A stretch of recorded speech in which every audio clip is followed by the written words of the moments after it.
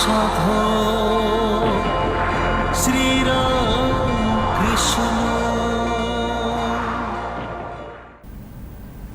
নমস্কার, astro guidance অনুষ্ঠানে আপনাদের সকলকে স্বাগত জানাবো। আজ আপনাদের সঙ্গে রয়েছে আমি অভিনন্দা, এবং আপনারা জানেন যে এই অনুষ্ঠান থেকে বিভিন্ন বার্তা আপনারা পান, বিভিন্ন বিষয়ে আগাম জানতে পারেন, আগাম সতর্কতা আপনারা পেয়ে থাকেন। তো আজকেও বেশ একটি গুরুত্বপূর্ণ বিষয়ে আলোচনা হবে। বিষয়টা ঠিক বাস্তবের ওপর কীরকম। কোনো এক মনি ঋষি বলে গেছেন যে সত্যিকারের শক্তি আসে ভয় ছাড়া জীবনের পথে চলার মধ্য দিয়ে। কারণ সত্যিকারেরই যদি আপনি বা আমরা নির্ভয়ে জীবনে চলতে পারি, তাহলে কিন্তু সেই নির্ভয়টাই আমাদের একটা শক্তি যোগায় এবং আমরা সামনের দিকে অনায়াসে এগিয়ে যেতে পারি, অর্থাৎ কনফিডেন্স। এই সমস্ত বিষয় যে কতটা বাস্তব এবং সেই বাস্তবতার সঙ্গেই জ্যোতিষচর্চা, জ্যোতিষশাস্ত্র ওতপ্রোতভাবে জড়িত, এবং এই কথাগুলো যদি আমরা নিজেদের মনে রাখতে পারি, মাথায় ঢুকিয়ে রাখতে পারি, আমার মনে হয় আগামী দিনে চলার পথে খুব একটা কঠিনতা নেই, অর্থাৎ খুব সহজভাবেই আমরা এগিয়ে যেতে পারবো।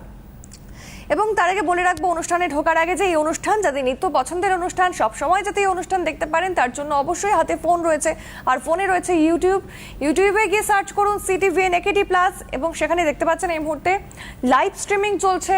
পরবর্তীকালেও যখন চাইবেন যে গিয়ে দেখে আসি অনুষ্ঠানে কি আলোচনা হয়েছিল, তার জন্য অবশ্যই কিন্তু সাবস্ক্রাইব করতে হবে। এবং বিষয়টা যেটা আপনাদের বলে রাখলাম, আর এই বিষয়ে যিনি আজকে আরো বিস্তারিত আমাদের জানাবেন, বাকসিদ্ধ মাতৃসাধক জ্যোতিষ শ্রী রামকৃষ্ণ শাস্ত্রী, তাদেরকে অনেক অনেক স্বাগত জানাবো।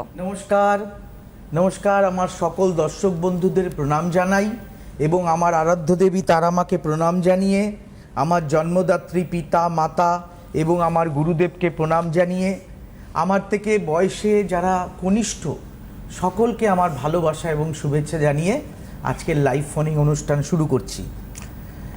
কোনো কিছু পরিবর্তনে আসতে গেলে জীবনে, সে জীবনের পরিবর্তন বলুন বা যে কোনো পরিবর্তন, একটা জিনিস দরকার, যেটা হচ্ছে সাহস।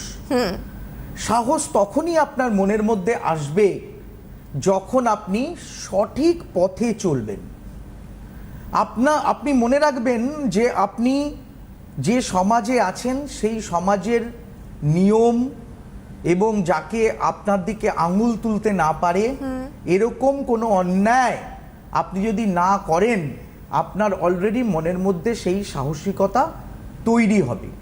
কিন্তু আমাদের গ্রহ যে অবস্থান, এই গ্রহ অবস্থান কিন্তু অন্য কথা বলে। যেমন যদি আমাদের হরোস্কোপে মঙ্গল নিচস্থ অবস্থায় থাকে, তাইলে সে বারবার কিন্তু করব কি করব না, বা একটা জিনিসের প্রতি সে যদি বুঝে যায় যে এটাই আমি করব, তার দিকেই কিন্তু সে একদম দৃঢ়ভাবে মনোনিবেশ করে থাকে। এই ব্যাপারটা তখন স্থান, কাল, পাত্র, পরিবেশ, লোকের বুদ্ধি, চিন্তা ভাবনা সে কিছুই শুনতে চায় না। এই জায়গা থেকে যে এই ভয় ভীতি মনের মধ্যে কিন্তু তৈরি হয়। আমি যে এই কাজটা, হয়তো সেই কাজে যোগ্য সে, কিন্তু সে মনে করছে যে আমি এই কাজটি করতে পারবো না। আবার এমনও হয় যে এই কাজের সে যোগ্য নয়, একটা ওভার কনফিডেন্স তার মধ্যে তৈরি হয় মঙ্গল কারকতার জন্য।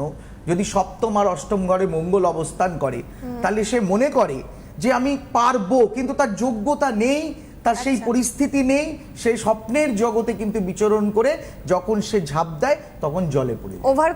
ওভার কনফিডেন্স, তখন তার ক্ষতি হয়। এই ব্যাপারটা কিন্তু থেকে যায়, মানে দুটোই হতে পারে, ভালো আর এই বছরটা কিন্তু রবির বছর। এই বছরে যেমন মোটামুটি আজকে এবং আগামীকাল যাদের রবি নিচস্থ, শনি নিচস্থ, এবং দেখা যাচ্ছে যাদের মানে বুঝবেন কি করে, যারা খুব রেগে যায়, রাত্রি 9:42 থেকে আজ ভোর 8:15 অবধি,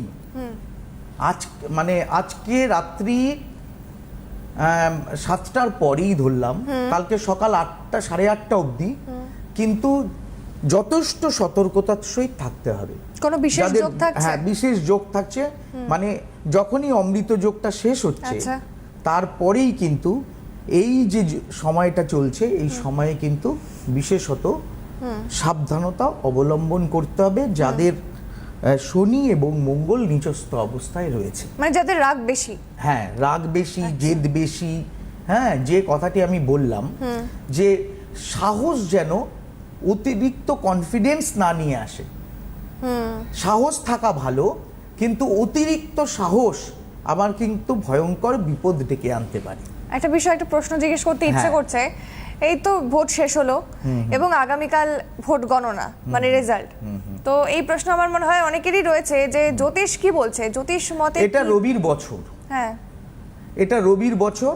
সামনের মাস থেকে বৃহস্পতি কিন্তু সরে যাচ্ছে, একটি বছর কিন্তু সে একই ঘরে অবস্থান করছে। আচ্ছা, তো সামনের মাসের 2 তারিখ থেকে হয়তো। তো বিষয় হচ্ছে যে এই রবির বছরে যাদের বদনাম অপযশ বেশি, যারা নাম যশের থেকে বদনাম কুড়িয়েছে, সেসব মানুষের পরাজয় হবে। আর যারা সুনাম অর্জন করেছে, যাদের রবির খুব অবস্থান ভালো, তাদের জয় হবে। আচ্ছা, তাহলে এটা মানুষজন কি করে বুঝতে পারবে, মানে এই যে ইঙ্গিতটা যাতে খানিকটা ক্লিয়ার হয় সবার কাছে? রবি হচ্ছে পিতা, আচ্ছা, রবি হচ্ছে পুত্র। এবারে আমি যাদের যাদের প্রতিদ্বন্দ্বী মনে করব, খেলা যদি ইস্টবেঙ্গল মোহনবাগানের মধ্যে হয়, ইস্টবেঙ্গলের যিনি ক্যাপ্টেন তার রবির অবস্থান, এবং মোহনবাগানের যে ক্যাপ্টেন তার রবির অবস্থান, এইভাবে চিন্তা করলেই কিন্তু বেরিয়ে আসবে। আচ্ছা, মানে একটু বুদ্ধি খাটিয়ে চিন্তা করতে হবে। চিন্তা করতে হবে। আচ্ছা, বেশ। মনে হয় কেউ আছে? হ্যাঁ, হ্যাঁ। হ্যালো, নমস্কার, কে বলছেন, কোথা থেকে বলছেন? হ্যালো, হ্যাঁ, বলুন। হ্যাঁ, আমি গড়িয়া থেকে বলছি। হ্যাঁ হ্যাঁ, বলুন, কি নাম? আমার ছেলে সম্পর্কে আমি একটু জানতে চাই দাদা। হ্যাঁ, কি নাম আমি আপনার? এর আগে আপনাকে দেখিয়েছিলাম, আচ্ছা 5 বছর আগে। আচ্ছা। আপনি বলেছিলেন যে আমার ছেলে পড়াশোনায় অমনোযোগী হবে, হ্যাঁ। কিছু রেমেডি আপনি দেবেন বলেছিলেন, কিন্তু সেই মুহূর্তে আমি পারিনি। আচ্ছা। কিন্তু এখন দেখছি যে সত্যি আমার ছেলে পড়াশোনায় অমনোযোগী। দেখুন, আমি একটা কথা বলে রাখি, ওই যে আপনি পারেননি, এই আবার আপনি 5 বছর পরে আমার কাছে এলেন বা আসবেন, এর মধ্যে কিন্তু অনেকটা সময় পেরিয়ে গেছে। একদম, সময় চলিয়া যায় নদীর স্রোতের ন্যায়। এই সময়টা আমি আপনাকে কিন্তু ফিরিয়ে দিতে পারবো না। আমি যখন বলেছিলাম যে আপনার ছেলে অমনোযোগী হয়ে যাবে, তখন হয়তো অমনোযোগী ছিল না। ছিল না তো? না, ছিল না, হ্যাঁ। পড়াশোনায় ভালো ছিল। হ্যাঁ, এখন অমনোযোগী হয়ে যাচ্ছে। এই যে ভবিষ্যৎবাণীটা, এটা আমি করেছিলাম। হ্যাঁ, এবং তার জন্য প্রতিকার বা প্রতিবিধান দিয়েছিলাম। যেমন শীত আসার আগে, জানে নভেম্বর, ডিসেম্বর, অক্টোবরের শেষের দিক থেকে আমাদের শীত আসা শুরু হয়ে যাবে, তখন থেকে কিন্তু তার আগের থেকে লেপ কম্বলগুলো আমরা রেডি করতে থাকি।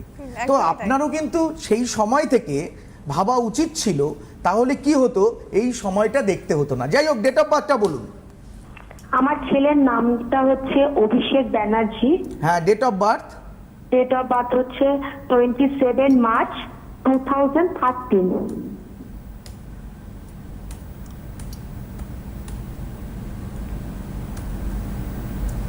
কটার সময়? 9:10, সকাল 9:10। কোথায়?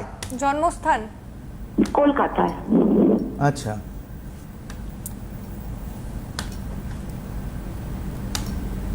সেদিন বুধবার ছিল? একদম ঠিক বলেছেন। বৃষ লগ্ন, কন্যা রাশি, সেদিন পূর্ণিমা ছিল। হ্যাঁ। গণ হচ্ছে নরগণ।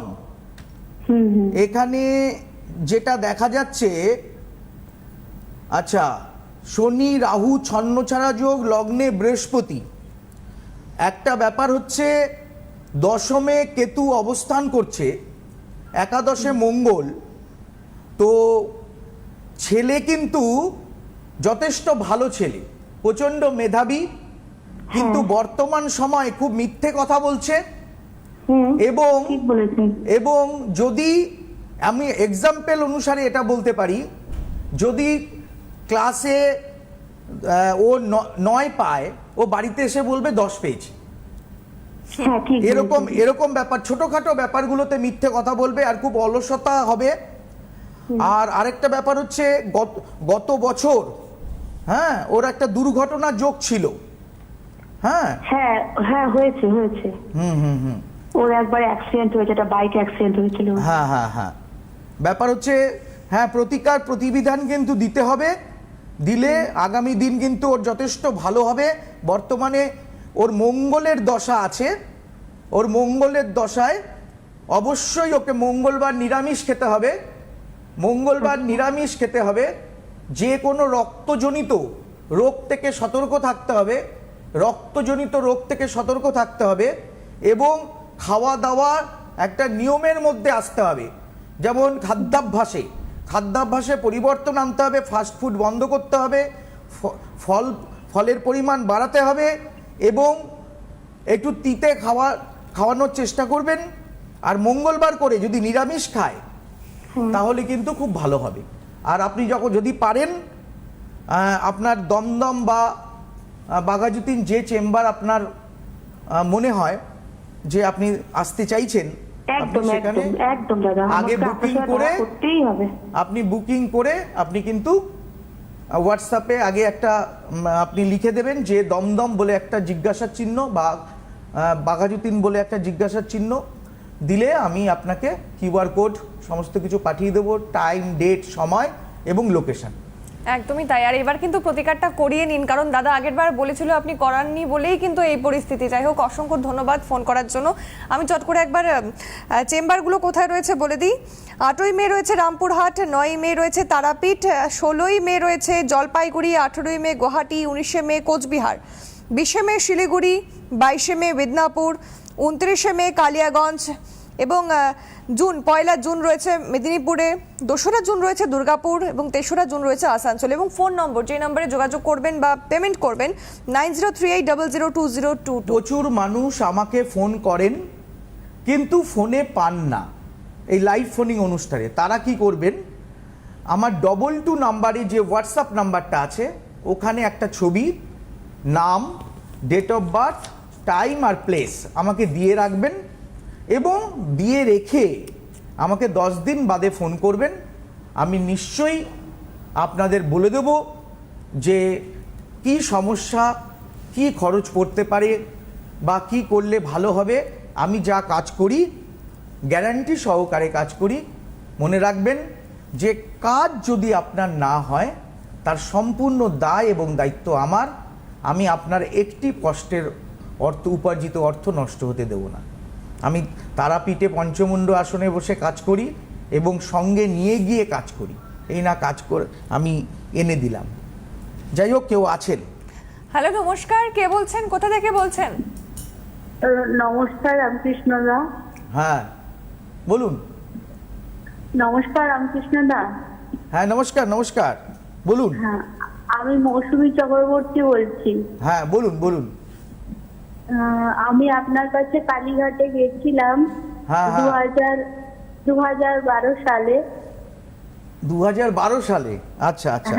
হ্যাঁ, তো তখন আপনি আমাকে কিছু বলেছিলেন যে গুপ্ত শত্রু আছে পারে, তো সেটার একটা প্রতিকার করার জন্য। আচ্ছা। হ্যাঁ, তো আমি সেটা কি ততটা আমি করিনি, গুরুত্ব দেইনি। আচ্ছা। কিন্তু এখন আমি প্রচন্ড সমস্যার মধ্যে আছি। আচ্ছা। মানে আমার গুপ্ত শত্রু যেটা আপনি বলেছিলেন সত্যি আছে এবং সেটা আমার একদম পাশের ঘরেই রয়েছে। আচ্ছা আচ্ছা। দেখুন, আপনার ডেট অফ বার্থটা একটু বলুন। ডেট অফ বার্থ হচ্ছে 5/1/1980। 5/1/1980। কটার সময়? রাত রাত রাত না সন্ধ্যা বলবো, ওটা 7:15 কলকাতায়। আচ্ছা, জন্ম কোথায়? কলকাতা। ও, সেদিন শনিবার ছিল। হ্যাঁ হ্যাঁ হ্যাঁ। কর্কট লগ্ন, কর্কট রাশি, অশ্লেষা নক্ষত্র, দেবাড়ি গণ। আপনার জানা আছে? হ্যাঁ হ্যাঁ হ্যাঁ। আচ্ছা, এখানে যেটা দেখা যাচ্ছে চন্দ্র কর্কট রাশির ঘরে স্বক্ষেত্রে বসে আছে। প্রচণ্ড মাথা ঠান্ডা আপনার, গুরুচণ্ডাল যোগ রয়েছে। আচ্ছা, যে কোনো মহিলা, হ্যাঁ, আপনার যে প্রতিবেশী বলছেন যাকে আপনি সন্দেহ করছেন সে কিন্তু একজন মহিলা এবং সে হ্যাঁ, আপনার থেকে একদম। বয়সেও বড়। হ্যাঁ, বয়সে হ্যাঁ। 2-3 বছরের বড়। হ্যাঁ, বয়সেও বড়। হ্যাঁ, কিন্তু ব্যাপার হচ্ছে যে আপনার প্রতি হিংসে করছে, এটা ঠিক কথা, কিন্তু আপনার তো প্রচণ্ড মানসিকতা, দ্বিতীয় স্থানে মঙ্গল, আপনার শক্ত মানসিকতার মানুষ আপনি, আপনাকে তো ঘায়েল করা অত সহজ নয়। হ্যাঁ, ওই জন্যই হয়তো ঘায়েল করতে পারছে না, কিন্তু আমাকে ভীষণ ডিস্টার্ব করছে, ভীষণ। আপনি চিন্তা করবেন না, কোনো কিচ্ছু করতে পারবে না। আপনি শুধু মাথা ঠান্ডা রাখবেন এবং চুপ থাকবেন, একদম কথা বলার দরকার নেই, কোনো বিতর্কে যাওয়ার দরকার নেই। আপনি একদম চুপ থাকুন। আর যদি পারেন আপনি একবার তারাপীঠে চলে আসুন, আমি কিছু কাজকর্ম করে দেবো। হ্যাঁ দাদা, আমি ওটাই বলতে চাইছি যে আমি একবার তারাপীঠে আসতে চাই, আপনার যজ্ঞে মানে আমি থাকতে চাই। আসুন, কোনো অসুবিধে নেই, আপনি আসুন। এবং যেটা আপনার মানসিকতার যে এই যে বর্তমানে আপনি আমাকে ফোন করেছেন, আপনি সহ্য করতে পারছেন না বলেই আমাকে ফোন করেছেন। যাই হোক, অবশ্যই আমি আপনাকে কাজ করে দেবো যাতে আপনার দিকে কোনো ক্ষতি না হয়। এনার ক্ষেত্রেও একই জিনিস দেখা গেল, প্রথমে আপনি বলে দিয়েছিলেন কিন্তু উনি কিন্তু ব্যাপারটা গুরুত্ব দেয়নি বলে আজকে এই পরিস্থিতি। দেখুন, ব্যাপার হচ্ছে সমস্যা পড়লে তো আমাকে মনে করে সবাই। তাছাড়া কিছু কিছু মানুষ সারা বছর যোগাযোগ রাখে, যেহেতু আমি আমার ফোন নিজেই ধরি, একদম। কারণ আমি সব সময় আপনাদের সুখে দুঃখে, কোন সময় আমি ব্যস্ত থাকবো, একটা কি দুর্ঘটনা ঘটে যাবে, যারা আমার সাথে যোগাযোগ আছে তাদের আমি নিজের আত্মীয় মনে করি সব সময়। আমি প্রত্যেকে একবার দুবার আসলে চিনেও যাই। হ্যাঁ, তো বিষয় হচ্ছে যে আমি যখন বলি যে কিছু করবেন, হয়তো ভাবেন যে না কদিন বাদে করব, হয়তো ভাবেন যে না এই জিনিসটার প্রয়োজনীয়তা কম, প্রয়োজনটা মনে করলে তো মানুষ খরচা করবে। একদম একদম। আগে যে কোনো জিনিস আমি যতক্ষণ আমার প্রয়োজন না মনে করব ততক্ষণ আমি তো পয়সা খরচা করব না। আপনি তখন প্রয়োজন মনে করেননি, কিন্তু এখন এই যে আপনি টেনশনে পড়ে গেছেন, এই যে নানা রকম শত্রুতা আপনার উপর দৃষ্টি দিচ্ছে, এতে কি হচ্ছে, আপনার মানসিকতাটা চিড়চিড় হয়ে যাচ্ছে, মানে সবসময় একটা খিটখিটে মেজাজ আপনার চলে আসছে। এর থেকে কি হয়, নানা রকম রোগ তৈরি হয় এবং ওষুধের খরচা বেড়ে যায়। আগে যদি প্রতিকার বা প্রতিবিধানটা করতেন হয়তো সেই সমস্যাটা হতো না। যাই হোক, আপনি যোগাযোগ করবেন, অবশ্যই আপনার ভালো হবে। ফোনটা কেটে গেছে। একদমই তাই। তবে অসংখ্য ধন্যবাদ ফোন করার জন্য। এবং আরো একজন ফোনে রয়েছে। হ্যালো, নমস্কার, কে বলছেন, কোথা থেকে বলছেন? নমস্কার। থেকে বলছি। নমস্কার স্যার, নমস্কার। হ্যাঁ নমস্কার। আমি পূর্ব মেদিনীপুরের এগরা থেকে বলছি। আমি আমার ছেলের ব্যাপারে একটু জানতে চাই। এগরা? হ্যাঁ, এগরা। হ্যাঁ, ছেলের নাম কি? ছেলের নাম নীলাঞ্জন সোম। নীলাঞ্জন সোম। ডেট অফ বার্থটা বলুন। 26/5/2010। কটার সময়? রাত্রি 9টা 5। রাত্রি 9টা 5। কোথায়? কন্টাইতে। সেদিন কিন্তু বুধবার ছিল, তাই তো? হ্যাঁ, বুধবার ছিল। আচ্ছা, ধনু লগ্ন, তুলা রাশি, চতুর্দশী শুক্লপক্ষে জন্ম। হ্যাঁ, এটা জানি। হ্যাঁ, গণ হচ্ছে দেবারি গণ। এবার ছকটা দেখি।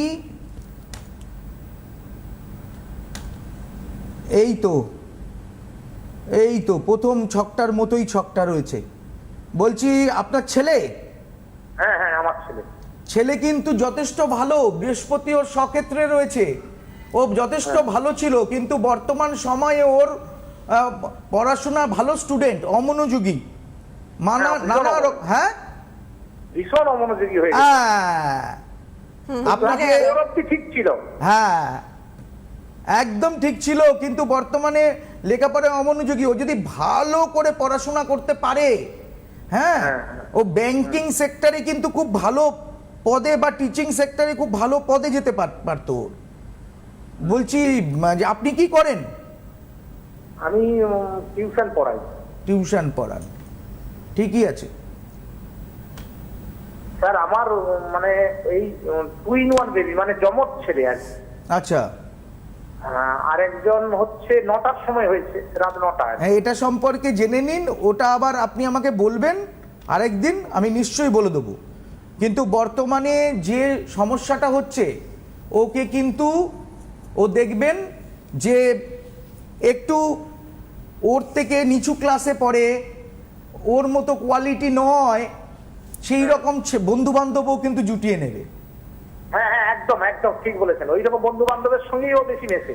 হ্যাঁ হ্যাঁ হ্যাঁ, এইরকম বন্ধু বান্ধব, ওর কোয়ালিটি নয় এরকম বন্ধু বান্ধবের সাথে। আর ওর কিন্তু মানে মাথার মধ্যে চলে আসছে, হয়তো পরিশ্রম করে আমি অর্থ রোজগার করতে পারবো, বুদ্ধি দিয়ে অর্থ রোজগার করা যায় না। হ্যাঁ, হার্ড ওয়ার্ক করার দিকে একটা মানসিকতা চলে আসছে, বুঝতে পেরেছেন? এই বিষয়টা কিন্তু ওর শনির যেহেতু দশা চলছে, এই ব্যাপারটা কিন্তু হচ্ছে। ওকে ঘোরাবে, আপনি একটা দোকানে পাঠাবেন ওকে কিছু কিনতে, ও অন্যদিকে কোনো বন্ধু ডেকে নিয়ে ওকে অন্যদিকে চলে গিয়ে কথা বলবে। হ্যাঁ হ্যাঁ হ্যাঁ, একদম একদম ঠিক। এই বিষয়গুলো হবে মাস্টারমশাই। আপনি ওকে প্রতিকার বা প্রতিবিধান করান। আমি মনে হয় কন্টাইতে বসবো সামনের মাসে, বা একটা ডেট নিয়ে নেবেন, বা ভিডিও কলিংয়েও দেখিয়ে নিতে পারেন। আমি গ্যারান্টি সহকারে কাজ করি, আপনার অর্থ নষ্ট আমি করব না। আমার বাড়িতেও আসতে পারেন, কন্টাই থেকে বহু লোক হলদিয়া থেকে আমার বাড়িতে আসেন, তো আপনি দেখিয়ে নিতে পারেন। আশা করি ছেলে ভালো হয়ে যাবে, ও বুঝতে পারবে নিজের ভুলগুলো। ওর প্রারব্ধ গ্রহগত অবস্থানের জন্য মানুষ কিন্তু সমস্যাগুলো আছে, এগুলো সব ঠিক হয়ে যাবে। হ্যাঁ, আশা করি ঠিক হয়ে যাবে। ভগবান তো নই, যদি না পারি আপনার অর্থ নষ্ট করব না, ফেরত দিয়ে দেবো। আমি ভগবান নই, ভগবান মনে করবেন না। পূর্বপুরুষ বহু মানে এই সাবজেক্টটা নিয়ে চর্চা করেছে, আমার গুরুদেব খুব নামকরা মানুষ ছিলেন।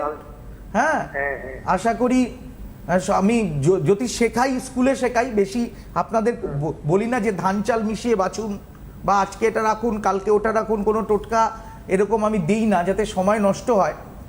আপনি যে পড়াচ্ছেন কর্মই ধর্ম স্বামীজির কথায়, তো পড়ানোটাই ঈশ্বরের আরাধনা করা। কিন্তু একটা ঘরোয়া রেমেডি আপনি আমাকে বলেছিলেন, হ্যাঁ মানে ওই যে আপনি একটা ঘরোয়া আমাকে বলেছিলেন, হ্যাঁ, মানে আপনার ওই ইউটিউবে আমি শুনেছিলাম, হ্যাঁ, তামার গ্লাসে 1 গ্লাস জল রেখে তাতে একটা তুলসী পাতা, হ্যাঁ, আরাধ্য দেবতার কাছে রাত্রে রেখে দিয়ে ওটা করে অ্যাপ্লাই করে দেখেছেন? ওটা অ্যাপ্লাই করে দেখেছেন?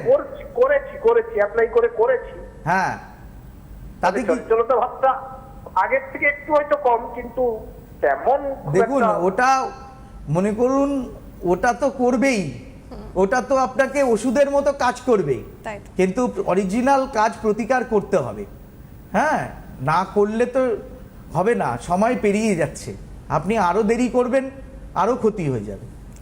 একদমই তাই। এবং আজকে একদম শেষ লগ্নে আমরা চলে এসেছি। তবে দাদা যেগুলো বললো, দাদা যেই গ্যারান্টি দেয়, আমি সত্যিই বলছি প্রতিটা এপিসোডে বলি, একটা কথা বলতে পারি, আমার একটা পরামর্শ আপনার জীবনটা বদলে দিতে পারে। একদমই, আর এই গ্যারান্টি কিন্তু কেউ দিতে পারবে না। যাই হোক, একদম শেষ লগ্নে চলে এসেছি, তাই অনুষ্ঠান শেষ করতেই হচ্ছে, মানে ইচ্ছে না থাকলেও শেষ করতেই হবে। তাই এতক্ষণ আমাদের সঙ্গে থাকার জন্য অসংখ্য অসংখ্য ধন্যবাদ আপনাদের সকলকে, এবং অসংখ্য ধন্যবাদ দাদাকেও।